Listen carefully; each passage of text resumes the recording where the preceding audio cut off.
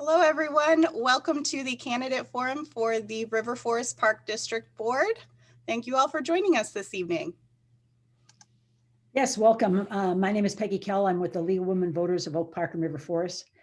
This candidate forum for the Park Board of River Forest, this race is for 2 open seats on the Park Board. The League is a nonpartisan organization that does not endorse candidates, but seeks to register and educate voters on local, state, and national issues so they can make more informed voting decisions. Early voting started on March 10th at local courthouses and will start locally on March 22nd at the Oak Park Village Hall. Election day is April 6th. This is the last forum for the election season for League of Women Voters. Many thanks to Megan O'Keefe from the River Forest Library for her technical expertise and partnership. And League member Leslie Lauderdale is going to be our timer. Again, this forum is recorded. The ground rules are as follows. Candidates will be given 1-minute opening and closing statements. After opening statements, the same questions will be asked of each candidate with 1 minute to answer. Order of speaking will alternate and statements and questions will be timed. I, as moderator, will read the questions that were submitted in advance, and you can still be submitting some questions if we have time for them in the chat. As moderator, I will make sure questions are appropriate and avoid duplications. Anybody, I think we lost a candidate there. Yes, we did just lose a candidate. I invited them back in, so hopefully they will reappear momentarily. Okay.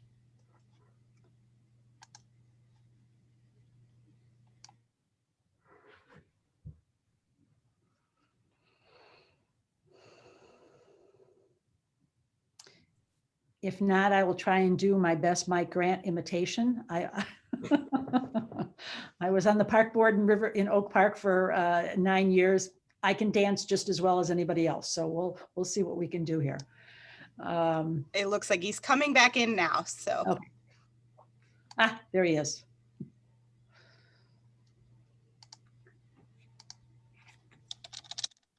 All right, are you on? Okay, so we are going to start alphabetically with opening statements. And Carl, you are going to start off first with a 1-minute opening statement.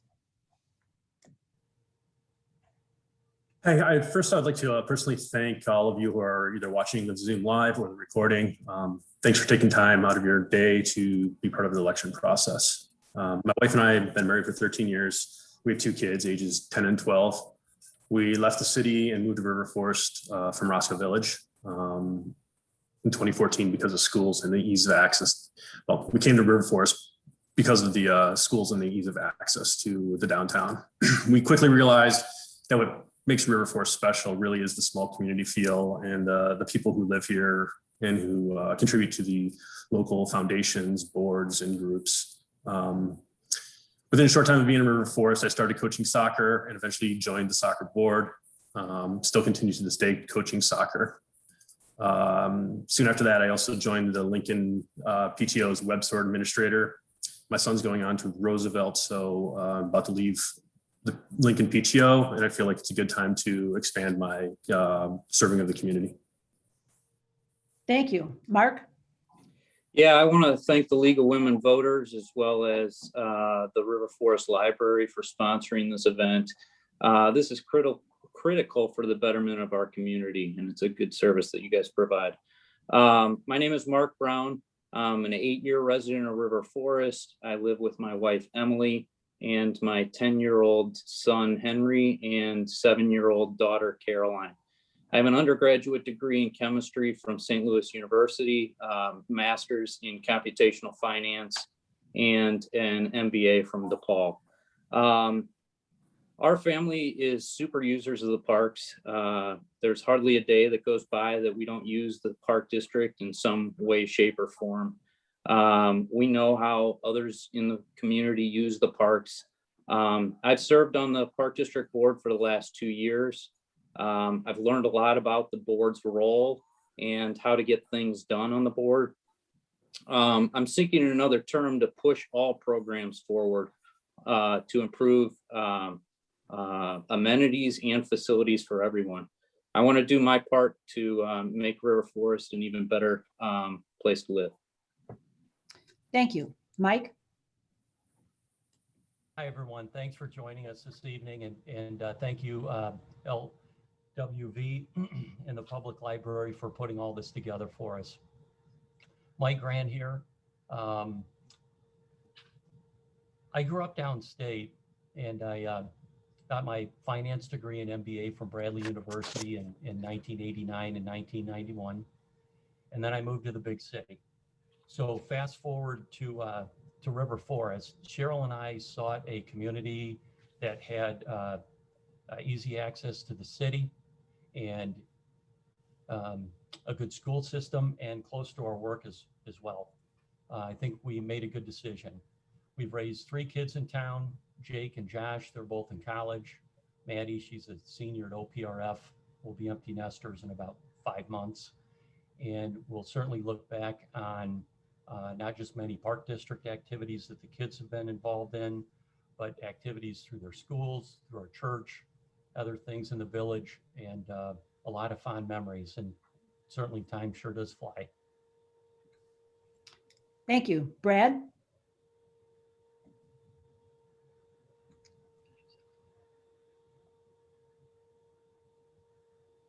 Sorry about that. Thank you for having me. I appreciate it. I'm happy to be here. I have found the process of this campaign to be one of the most energizing experiences. I'm continuously so proud to be a part of a community that is enthusiastic, engaged, and active when it comes to our local politics. I believe in public service, and I have appreciated the opportunity to speak with many residents about the issues that concern them to ensure that everyone has the information they are entitled to as taxpayers in this great village. Now more than ever, I realize I'm running for the right reasons, and I'm the right person, and is the right time for this role. Nobody is more involved in the parks than me from all angles, participating, coaching, volunteering, sponsoring. All 3 of my kids currently play in multiple Park District and affiliate programs, and that allows me to represent all points of view, not just one side of the discussion. I'm approaching this job not with an agenda, but with a plan and vision for how these parks can be an asset to all of River Forest. I seek to unify our thoughts and not divide by way of misinformed social media rhetoric, fear tactics, or geographic designations. We are a small but vibrant, unique community that needs an objective voice and transparent operation throughout all programs. I have a vision for an expanded parks that represents our town appropriately, and I have thoroughly outlined how we can responsibly and sustainably include all interests in what the parks can offer. Thank you. Thank you.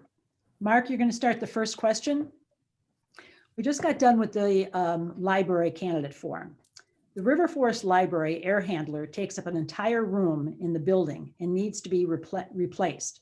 Since the Park District owns the land under and adjacent to the library, would you be in favor of allowing the library to place a new unit outside the building and on parkland, thereby freeing up much needed library space? Yeah, as a matter of fact, we just voted on this as a board about a week and a half ago, and approved this measure. We want to be good stewards of the community and work with other government entities where we can. And it was a pretty insignificant ask on their part, and it would create tremendous benefit not only for the library, but for the kids in by being able to use that space where the air handler is currently located. Okay, thank you. Mike?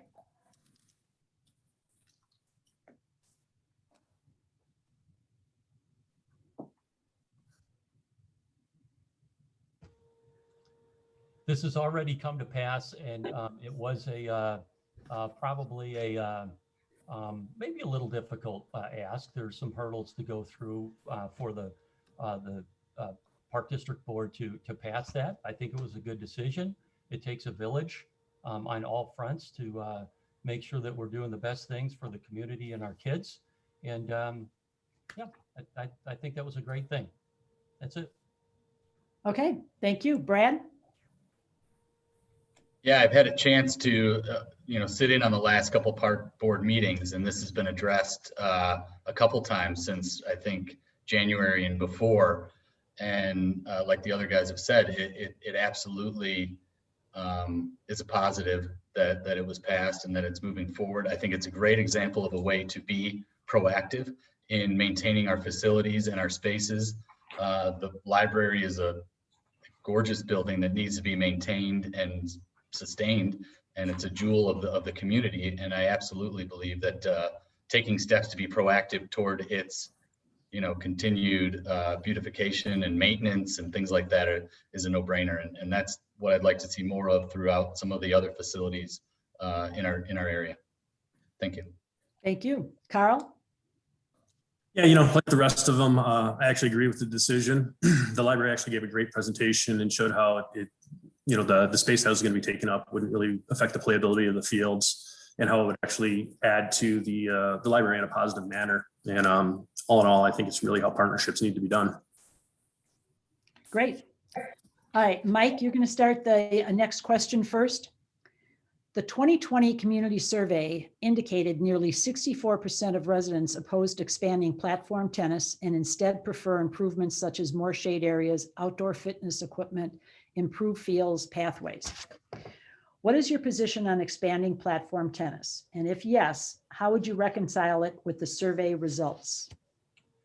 This is really difficult, and it's really the elephant in the room for not just the board, but for the whole community.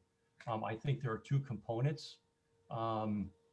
There's been discussion about whether the survey is valid or not in terms of the return, but one component is the desirability of the sport. It's a great sport. I played, it's fun. It seems to be growing. I think there are some opportunities for growth in numbers and growth in fees. So that's on the platform court side. We need to look at that holistically with everything else that's on the survey and bring that together in a plan. On the other side, we have HUT, and it appears to be paid for potentially by a debt instrument. I don't think the HUT's a good idea. I don't think it's a good image for our community, and that would bring the total bill with past and current 1.5 to a total of about 2.25. That's a lot of money, and I think that's something that just isn't needed. So courts and HUTs, two different pieces of the pie there. Thank you. Brad?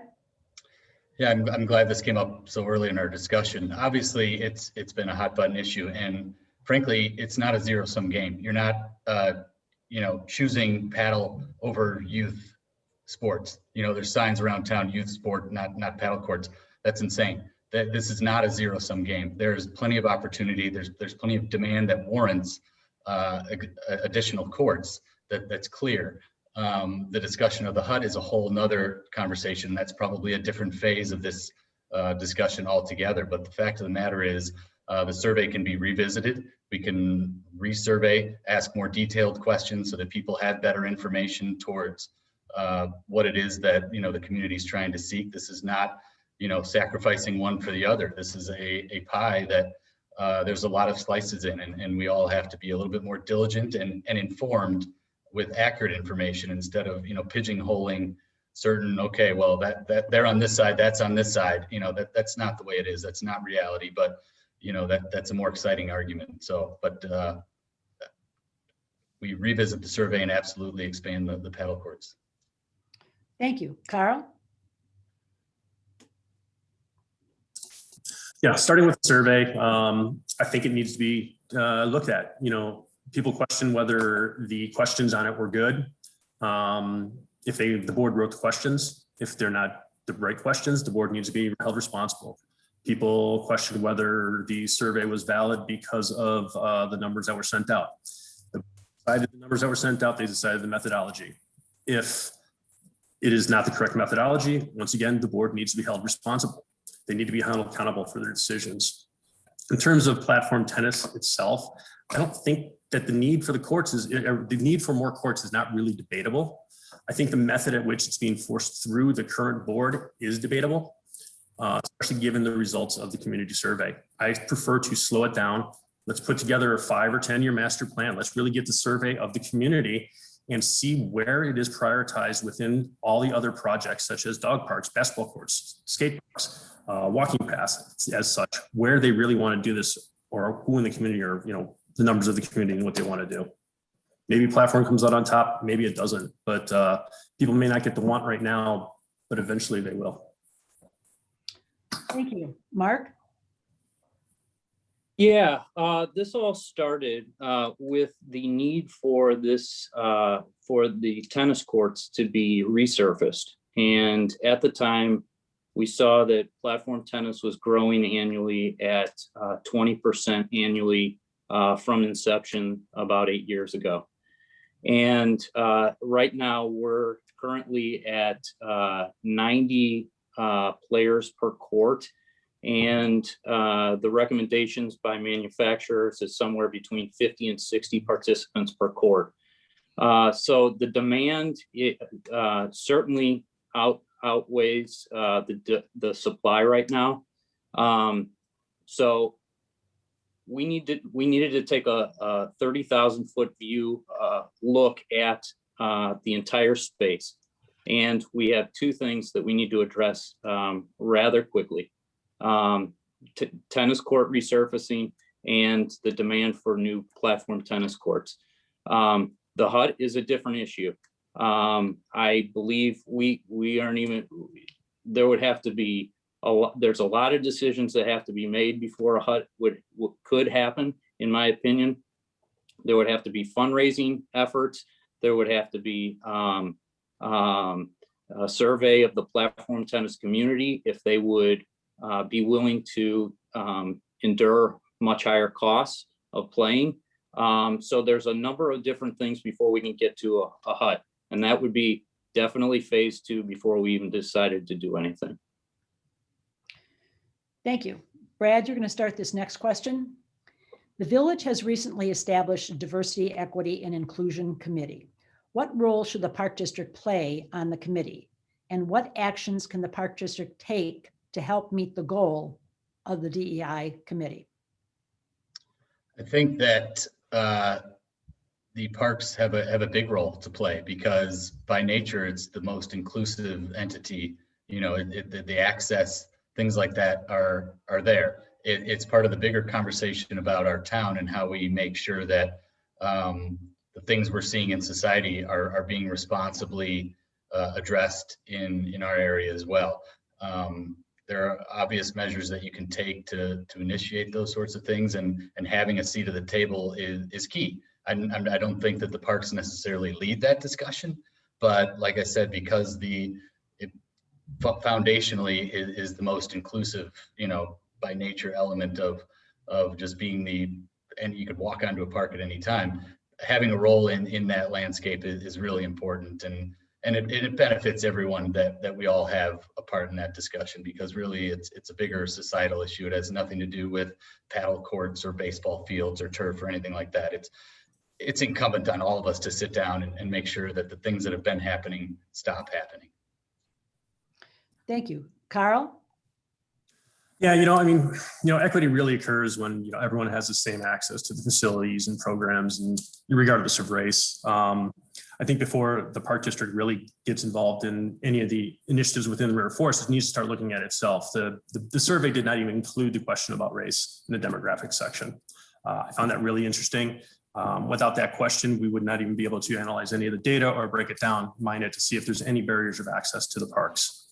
And if you do a search on within the board meeting minutes, there's in the last year and a half, the word equity is not even found. The board has not spoken about equity at all. One can't determine the park can't determine if there's an equity issue or increase equity if they're not even really willing to have the conversations about it. So I think before the Park District steps into the role with the community, further into the role, it needs to look at itself and see where it lies. Thank you. Mark? Yeah, I had some conversations with the Platform Tennis Committee earlier this year about an inclusion program that maybe we could work with the Park District of Maywood and do some kind of reciprocal agreement. Maywood has a pool, River Forest does not. Platform tennis exists in River Forest, it doesn't in Maywood. Maybe we can have some reciprocal agreement where the two entities can work together to provide access to both of these for both groups. And also there's plenty of other things that I think that we could build some synergies with other surrounding park districts. Thank you. Mike?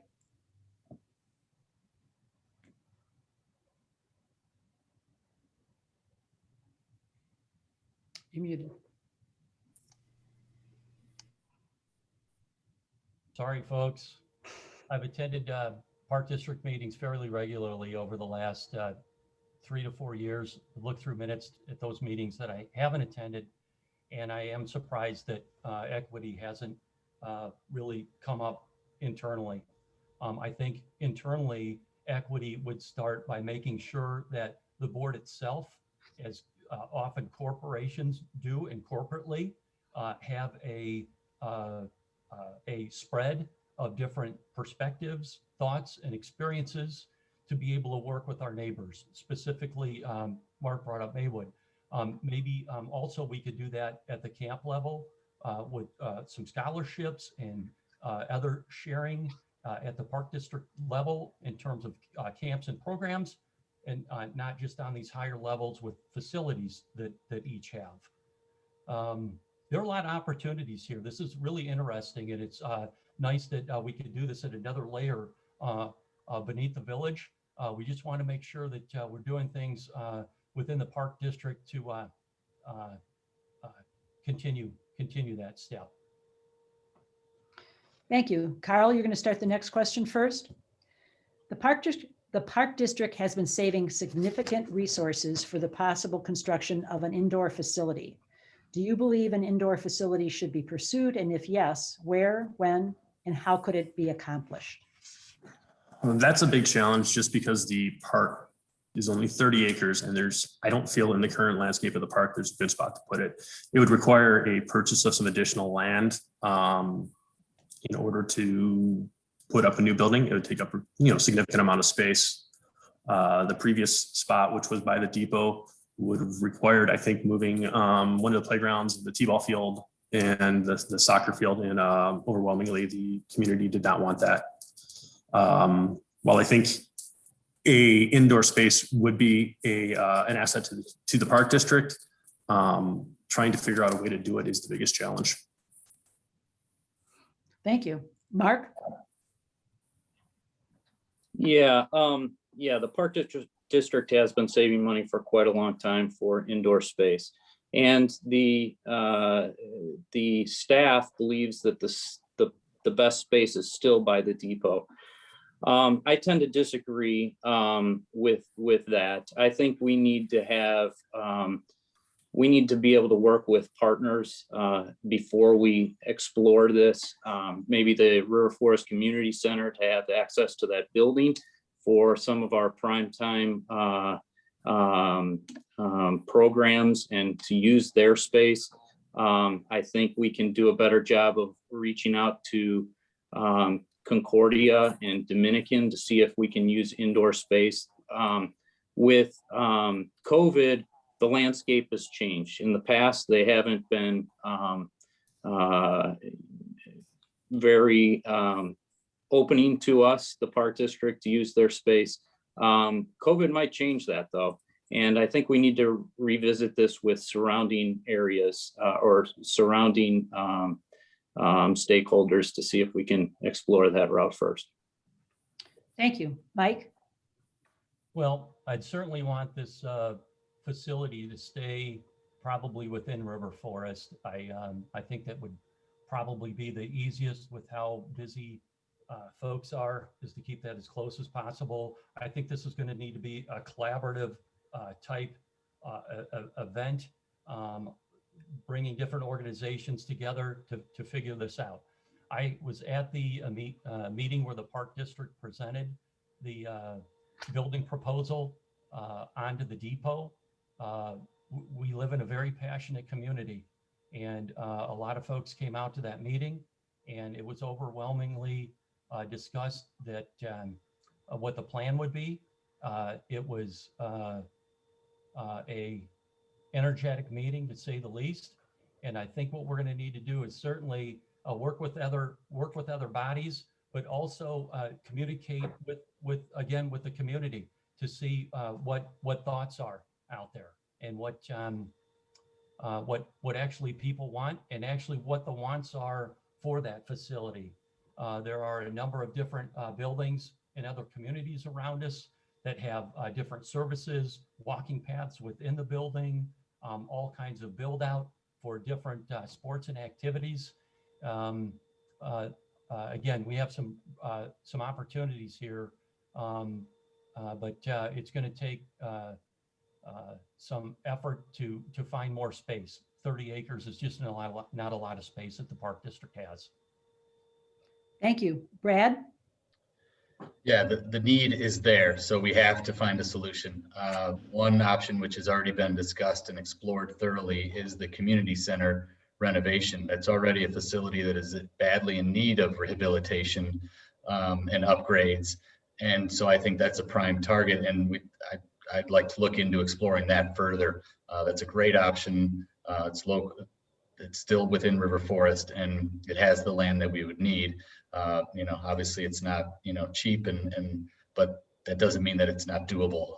There's fundraising options, things like that. Also right across the street is the Bushwood facility, which as we've kind of alluded to earlier, would be a great target for a local partnership with Maywood to combine, and work together on a facility there too. So I would look into that as well as an option.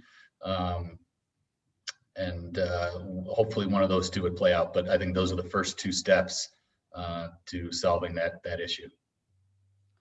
Thank you. Mark, you're going to start this next question first. Do you think nonprofits that use the Park District facilities and or properties should pay more fees to the Park District for the expense incurred by the Park District to keep up those facilities, to keep up those fields? And the examples used that were given were the baseball, softball, soccer, maybe even the platform tennis. The fees that they pay to the village, the fees that they pay to the park board does not cover the expenses, should they? Well, yeah, I think they should come a lot closer than they do right now. And the Park District is in discussions with affiliate programs. Now, I do want to distinguish platform tennis is a Park District program. That is different than River Forest Youth Baseball and Softball, and different than River Forest Youth Soccer. Those are affiliate programs. I do think that they should be covering more of their costs. I don't think it would be a tremendous amount more. They range, from my understanding, the cost of soccer and baseball are somewhere between $150 to $250 a head. And they pay the Park District $10 a head right now for maintenance, usage of the field. And I think they can, we need to increase our fees on that. Another thing with platform tennis, yes, I think there's a lot of room to increase the cost of platform tennis. If you look at surrounding park districts, our fees are less than half of what theirs are. And I think that we could use, if done correctly, the revenue from platform tennis to support other programs within the park district and use it as a money maker and support other programs. Thank you. Mike? There are a couple different situations, and some of the regular renters of Park District space do have a low head fee, but a lot of these organizations actually take care of the field and facility prep and a lot of the expenses around the sport that they do. Diamond try and lining and raking and maintenance types of things. On the other hand, there are impromptu renters of Park District activities. In fact, my travel organization was one of them, and we paid more which makes sense because we weren't a regular, but we did pay for lights, we paid for the field. So there are different gradations depending on who's using the facilities. Right now, I think we really need to ramp up and look at the financials around platform tennis. The first project that was started in 2012 was added to in 2017. That total was about $750,000, and I believe 476 is still owed. So we need to look at that before we move on with that particular activity in the context of frequent, ongoing, regular renters and ad hoc renters as well. Thank you. Brad? Yeah, I would venture to guess that most people don't even understand the difference between an affiliate program and a park district program. Your average resident, it's not explained and it's not clear. And the folks here, will get a chance to explain that to them. But you have, like Mark said, the affiliate programs that are structured one way, platform tennis that's structured completely differently, where, Mike alluded to, $476,000 that's owed to who? It's the park district paying for the park district. That's not exactly an accurate representation of the financials. However, then you have the affiliate programs that are far more opaque. So people don't understand, well, okay, there's travel teams running the fields. There's the house league. What's the difference? Like, obviously I know the difference. I'm deeply involved, but your average resident may not necessarily know the distinguish between those. So clarifying that is step number one. So it's apples to apples. So people understand where's the my taxpayer dollars going. And then when I sign my kid up, where's all that money going? What's the difference between when I pay for paddle and when I pay for baseball and soccer and things like that? I don't think people necessarily understand that, and it's not explained to them. So I would like to clarify that communication to everybody, even people that aren't involved in the parks at all, because their taxpayer dollars go to some of that as well. So I think that needs to all be much more transparent. Thank you. Carl? Yeah, any organization should always investigate how it charges its, the people that use its services. So yeah, like I think Mark said, it's coming back around for the next cycle. So we'll see where it ends up. The real challenge is, you mentioned baseball and soccer. Those are all shared spaces, and it's not just shared, the outfields with the soccer fields, which is lacrosse fields. When they're not being used, it's actually the green space. It's where the ad hoc kids play tag, and there's mom yoga groups. So the actual charge for upkeep on these it's sort of difficult to determine, and it's going to be an interesting challenge. Okay, Mike, you're going to take this question first. What do you think is an acceptable rate of growth, of tax growth, that you would work to achieve?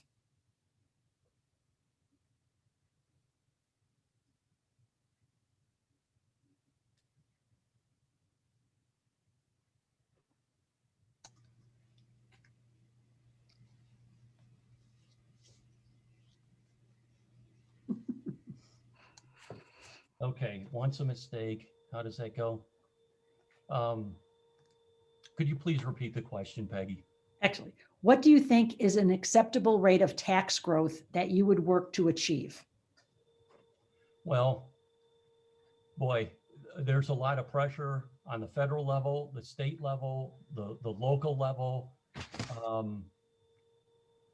Times are tough right now for a lot of people as we come out of COVID. There is talk of increasing taxes, at least in Illinois, but at the federal level as well. I think that's what you're getting at, Peggy, with that question. I think actually we need to hold right now. I don't know if this is the right time to add additional burden on our community. That's all I have. Okay, Brad? I would agree. The tax rate should be commensurate with obviously what we pay as a village and things like that, and state income tax. But at this point, I wouldn't look to increase any of that at this point. I think there are far other ways to generate revenue specifically for the parks. You have fundraising, you have, corporate partnership, sponsorship, things like that, that is in my wheelhouse in my career that I would look to before any sort of taxation movement. And I'm not even sure how much leverage we have in that area, but if it were posed to us, I mean, absolutely, there's no room for growth there. We're already high, probably on the higher end, certainly in our area, and there's more we can do with what we have before we would be, growing taxes. Thank you. Carl?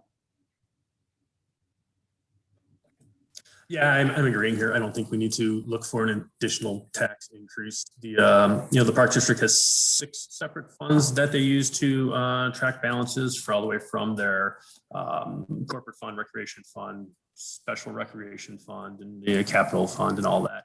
And all of these have large balances already, shall we say, and have increased in the last in the 2019 to 2020. They all also increased in value or in balance. I don't think we need to look for additional tax increases. Does not seem reasonable. Thank you. Mark? Yeah, that's a good question, and something that I've really thought about recently, and that is generally the Park District is able to levy as much as almost 5%, and what they would receive is what the amount of CPI essentially. In my opinion, going forward, since the capital improvement fund has a lot of reserves, I don't think we should be increasing the tax levy until those funds need to be replenished. And I foresee that being quite a long time, probably somewhere in the, with the several projects that are out there, it could be as long as 3 or 4 years. Okay, thank you. Brad, you're going to start this next question first. Do you support additional turf added to baseball and/or soccer fields? I would, theoretically. Yeah, obviously that hasn't been examined,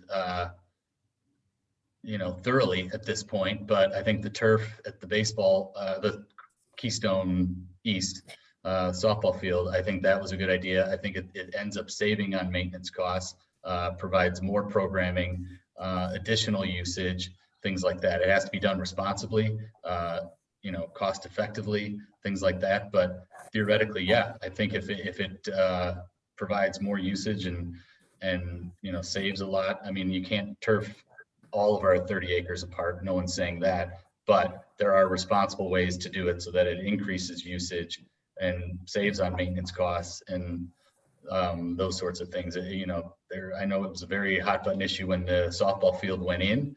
I'm glad it went in, and as a user, I mean, I'm on it, 5 times a week, depending the time of year, and I think it's great. It makes a big difference. Thank you. Carl?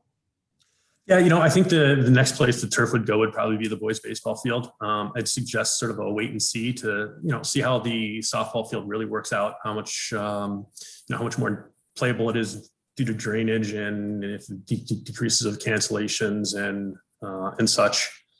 In terms of soccer, I probably will surprise people with my answer. I'm really not in favor of soccer turf fields in our parks. I definitely don't want to put turf soccer fields in Keystone Park. I do not want to turn Keystone into Ridgeland Commons. I think the grass it's our green space. And I like how grass looks over turf. There's possibly an argument for what is it? Centennial, which is just north of Roosevelt, since that could be used as a shared space with Roosevelt gym and such, and it's not sort of like one of the major flagstone parks of the River Forest. Thank you. Mark? The Keystone softball field was primarily done to accommodate or to mitigate a drainage problem. Anytime it rained just a little bit, that field would be flooded for multiple days. At the time, Park District staff also proposed to do the boys Keystone Field. When the cost came in nearly twice as much as what was expected from the engineering studies, we decided as a board to only do the girls softball field as we talked to River Forest Youth Baseball, and there wasn't even consensus on their board whether they wanted it on the boys baseball field at Keystone. So what we did is we took a measured step of doing the girls softball field to mitigate a drainage problem. I was in support of this. I'm in support of limited use of turf when it comes to issues like that, you know, when we have drainage problems or something like that. And I also want to have affiliate programs. If they're the primary beneficiary or the driver of the demand for the turf, then I think they should have some skin in the game when it comes to the cost. Thank you. Mike? The whole turf idea at Keystone Park started back in the summer of 2016 by a benefactor that lived out of the area that wanted to solve a problem. We had a horrible problem, as Mark had mentioned, because of flooding. The field was actually built in a water retention area. And it is so great that that project was voted through only 3-2. I can't believe it didn't go through 5-0, but there's turf on that field. And it is so wonderful that the girls will have equal amount of playing time or more, because that field will be ready 15 minutes after it rains or drizzles than the boys. There have been yoga classes out there, exercise classes, Trinity tennis girls warm up on that field. It's such a wonderful benefit to the park. But actually, I'm not really a turf fan. This was about a problem that was ongoing, and there was really no solution. And we found a solution. The board approved turf on that field, and it is just a wonderful, wonderful thing that our young athletes and actually adult softball players now have. Thank you. This will be our last question. Carl, you're going to start us off on this one. What is your vision for the direction of the parks over the next 4 years? You know, many people have probably seen my post on River Forest Neighbors. I think we need to slow things down, do a really, really thorough survey. It's going to take a lot of work, but, you know, get a thorough survey of the members of this community and figure out what they really want. From that, we can create a long-term plan. From that, we can create a space plan. That space plan will show us how all of these different changes that people want to the park will work together versus, you know, just putting things in a linear manner. That doesn't mean that that plan is going to just be the primary, the only direction we have. All plans need to be revisited if there's if COVID comes along or something. Just like if you have a financial planner or financial planner, you lose your job, you reevaluate what is happening. Currently, the Park District does have what they call as a strategic plan. That is not strategic nor a plan. It's really just a 2-page list of bullet points. We need to get a lot deeper than that and decide what the community really does need going forward. Thank you. Mark? Yeah, I think first and foremost, the tennis courts need to be resurfaced as soon as possible. This is much overdue. And like Carl said, we need to think strategically about that whole area. And that means taking into account the supply and demand issues with platform tennis that I mentioned previously, and redoing the batting cages. We're looking at this from a very high level to reorient and redo the whole area east of the softball field. So we are taking a very strategic approach, and so that we don't have to tear up tennis courts a year or two after they've been put in. The next thing that I think we need to do is we need to increase accountability of Park District staff. I think there's a number of projects on the horizon that we need to take care of, and we need to do these in a parallel manner. We need to be able to walk and chew gum at the same time. Another thing that we need to do is do a feasibility study on reconditioning the fields at Priory Park. The baseball infields are in need of reconditioning. I don't think they've been reconditioned since the beginning or since they were put in the park like 15 years ago. And also the soccer field over there needs leveling. So those are some projects that are in the next few years that I see on the horizon. Thank you. Mike?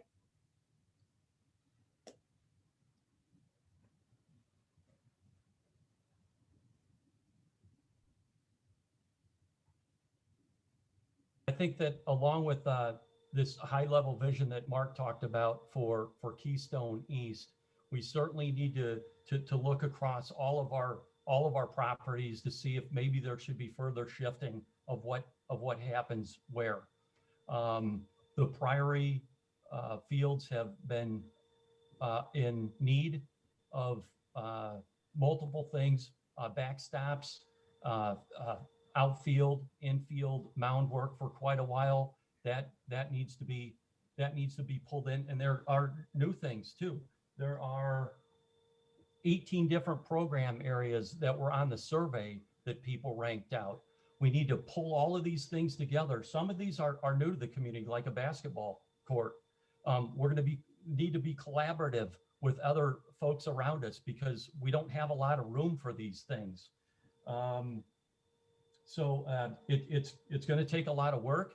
Carl mentioned a master plan. We need to look at budget. We need to look at space. We need to look at green. We need to look at the people around us, and we need to do all this for our community and especially the kids that we serve. Thank you. Brad? Yeah, as has been outlined, the facilities improvement, that's one thing that goes for Keystone East, Washington Commons, the Washington Park right across from there. There are immediate things that would be addressed there. Keystone East, we don't want to piecemeal that. That's got to be done holistically, and it starts with resurfacing the tennis courts, adding the paddle courts, possibly renovating the Keystone Center might be a more viable option than constructing a new hut. You have a concession stand that is no longer used on that entire southwest side of the building. I think that's an opportunity. As we mentioned, maybe partnerships with surrounding areas. I would look to include that in the next 4 years. Maywood, and that would also come with possible corporate partnership and sponsorship. The Chicago White Sox have a program for initiating more inner city participation and things like that. There's money available for us from that. There's water safety programs that I've spoken with residents about, other facilities, skate park, dog park, those sorts of things.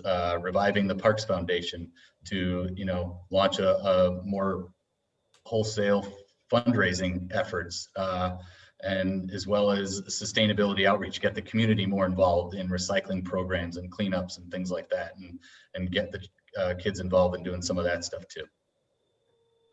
Thank you. We're going to finish up with closing statements. You have 1 minute for a closing statement. You can finish a thought from another question if you like, or just do a closing statement. We're going to start with Mark first. All right, some of my opponents in this race are trying to make this about one issue. In fact, the Park District serves everyone in the community. My family and I are super users of the parks. Rarely a day goes by where we don't use some Park District amenity. We know how other families use parks as well. And I represent the needs of everyone in the community. I will work with facts and data, and that's what I've done for the last 2 years. I will never use misinformation for political gain. Each decision I've made while on the board has been deliberate with significant research to back it up. I want to do my part to make River Forest an even better place to live. I encourage you all to do your research and research the candidates and the issues. Ask yourself, who has the leadership abilities, the experience, the respect, the desire, and the courage to do what's best for the community. Thank you. Mike? When I think about this election coming up, I think it's not about who's the nicest of the nice or who participates in the most things in the village. I do think it's about doing and getting things done. I own a business, it grows, it's a successful business, and I'd like to take what I do and bring it to the Park District. I'd like to share it with fellow commissioners. I would like to listen to the commissioners to see what they bring to the table. I'd like to collaborate, put together a comprehensive plan and move forward. I think we need to listen to the community more. We have this survey that we need to consider. And if we're not going to do something, the community is owed an answer about why we're not going to do it. It needs to know when we are going to do things. We need to pull all of these things together, have a plan, keep the community in mind, and do it for our kids. Thank you. Brad? The reason we moved here from the city was for the schools, but also for the park programs and facilities. I grew up in the city and would have loved to have the access that we have here and the participation. My wife was born and raised here, and my mother-in-law still lives here. And I feel that all park programs are public trusts and should be conducted as such. Every resident of River Forest, not just program participants, should know where their money is spent when it comes to all the park programs and affiliate programs. I will lead discussions where everyone will have a seat at the table.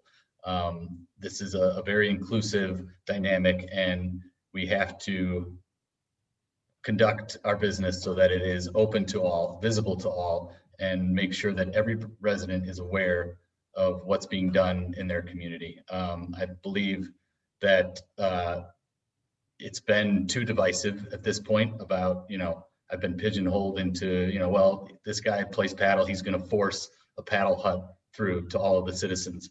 I really like to ski too, but I have no intention of building a ski hill in Keystone Park. So let's slow down some of that rhetoric so that we can really get through to what our residents want, because we're ambassadors of their desires and intentions and their money, and that's how we have to treat them. Thank you. Carl? Yeah, once again, I just want to thank everyone for participating in this forum. I think it's a very valuable tool for our elections.